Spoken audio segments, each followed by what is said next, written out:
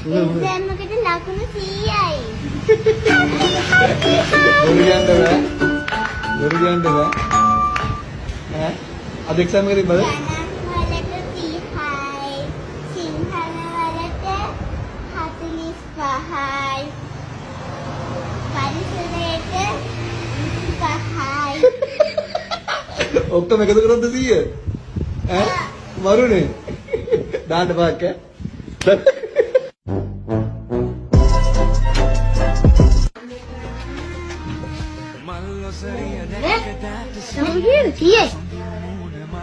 පටහුඩු. තන්ද පිට කරන් දෙන්න ඕනේ.